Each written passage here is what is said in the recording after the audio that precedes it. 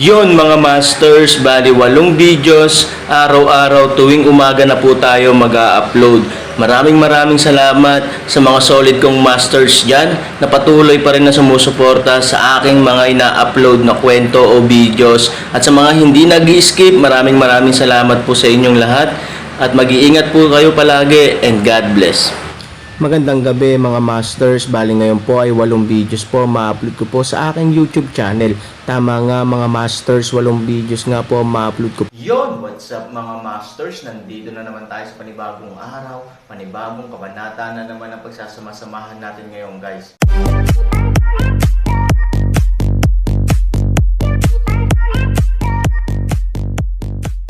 Bali mga masters, kung bago ka pa lang po sa aking YouTube channel, please click the subscribe button, lalong-lalo na po yung notification bell guys, para maging connected pa rin tayo sa isa't isa at maging updated kayo sa mga susunod ko pang video. Bali mga masters, bago natin umpisahan ng kwento ay mag-shoutout po muna tayo para sa mga solid nating tagapakinig. Shoutout kay Henry Swan at shoutout kay Roel Consuegra. Yun na nga mga masters, no? Bali hindi na ito patagalin. In 3, 2, 1, let's go! Mga master, 8 video na ang mapapakinggan nyo everyday, 4 sa umaga at 4 sa gabi. Salamat mga master. Medyo hindi komportable sa desisyon ni Aaron, dahil ang walang katapusang bangin ay talagang isang lugar na hindi maaaring lumabas. Bagamat hindi ito papatay, mas masakit pa sa kamatayan. Tumanggo si Aaron, na makatwiran din. Imposibleng mag-alay ng buhay ang mga patay na kaibigan ngunit hindi mahirap para mahanap ang sarili. Pero, kung hindi dahil sa kanya, sino pa kaya ito? May iba pa ba sa walang katapusang kailaliman na ito? Ngunit sa lalong madaling panahon, si Han mismo ang nag-alis ng ideya.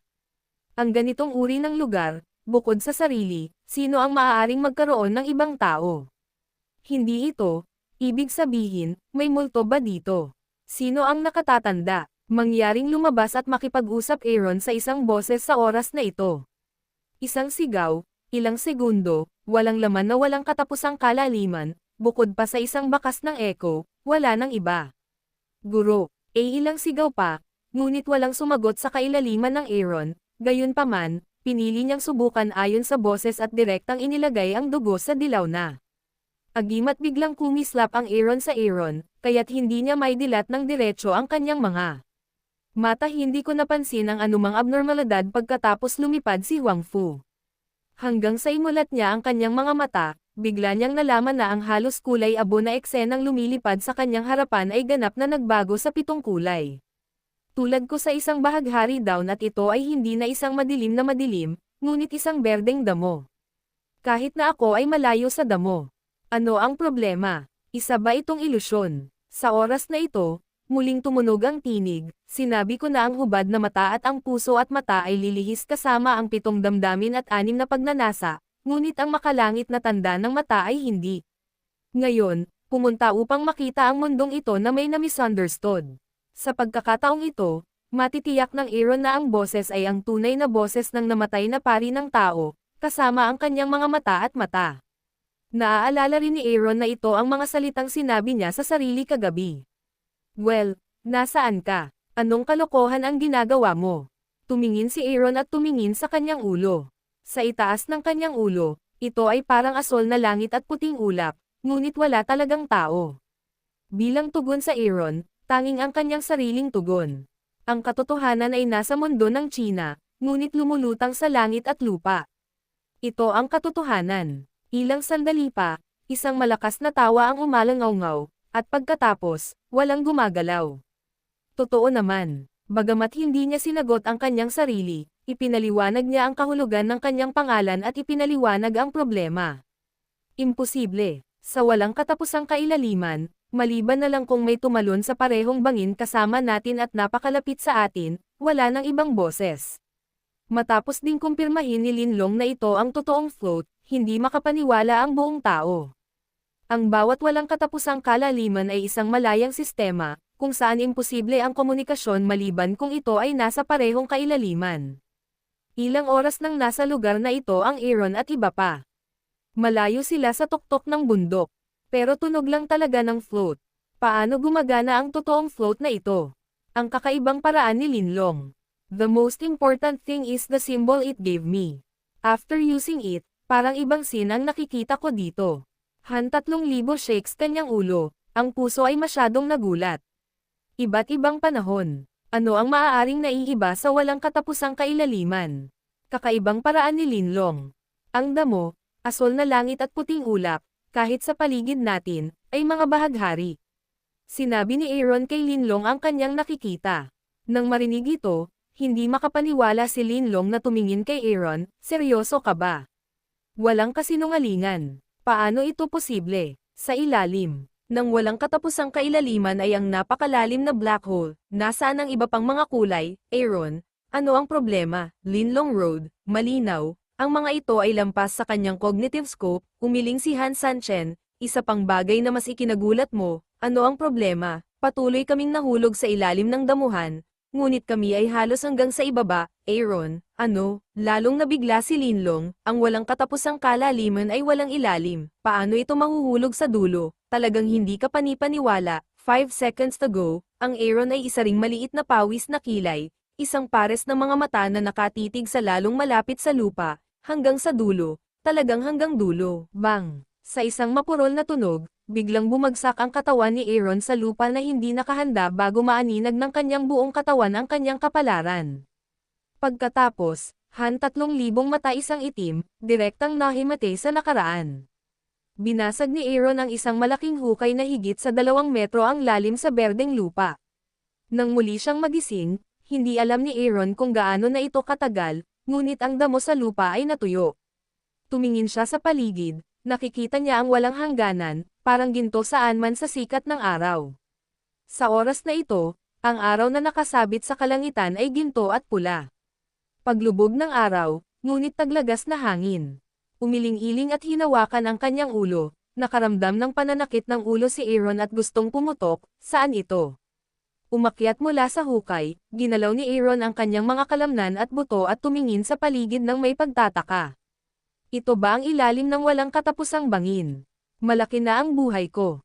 Hindi ako namatay noong nahulog ako sa ganoong kataas na lugar.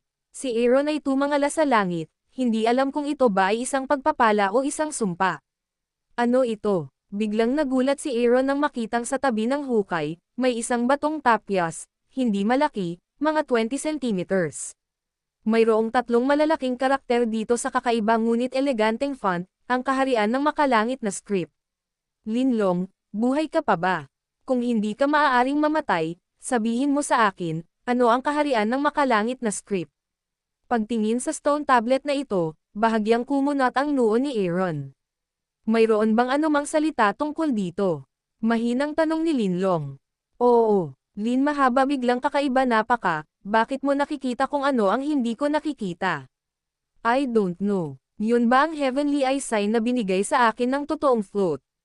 Kakaibang paraan ng Aaron. Matagal na tumango si Lin, bumulong-bulong saglit, at nagtanong, ano ang sagrado sa tunay na float na ito? Isa lang itong anteng-anteng, na maaaring magpakita sa iyo ng kakaiba. Higit pa, maaari itong maglabas sa atin mula sa walang katapusang kalaliman. Panipi, Linlong's mga salita talaga ang isinasaalang-alang ng Aaron. Ang matandang Daoist ay nagbigay lamang ng isang dilaw na anteng-anteng, ngunit ito ay napaka-magical. Tao lang ba talaga siyang pari? Sa oras na ito, ang langit ay biglang narinig ng isang malakas na boses, kagalakan ay mabuti, 1,700 taon at 41 araw, dito, sa wakas ay may mga bagong bisita, mga bata, kumusta? Sino? Sinong nagsasalita? Talaga, ikaw ba yan? Nang marinig ang tunog, balisang tumingin si Aaron sa paligid. Huwag mo nang hanapin. Ang araw na ito ay ako, ang lupa ay ako, ang hangin ay ako, ang mga puno ay ako, ang lahat ay ako ang lahat dito. Puno ng tawanan ang langit. At sino ka? Sumimangot si Aaron. Ako. Ang pangalan ko ay Tianshu, 8 ligaw na Tianshu. Panipi. Aaron ay hindi naiintindihan, ngunit si Linlong biglang mabangis na malaking sorpresa. Ano, ikaw ay 8 ligaw na libro. Ngumiti ang langit, eksaktong. Aaron pip sa oras na ito ni Linlong, ngunit kitang-kita ang kanyang buong mukha na mapatla, halatang gulat na gulat, maging ang katawan ay bahagyang nanginginig. Linlong, Anong problema? Sumimangot si Aaron. Malungkot na ngiti ang sinabi ni Linlong, 3,000, hindi ko talaga alam kung sasabihin ko ba na malas ka o nahulog ka sa isang malaking amag ng dugo.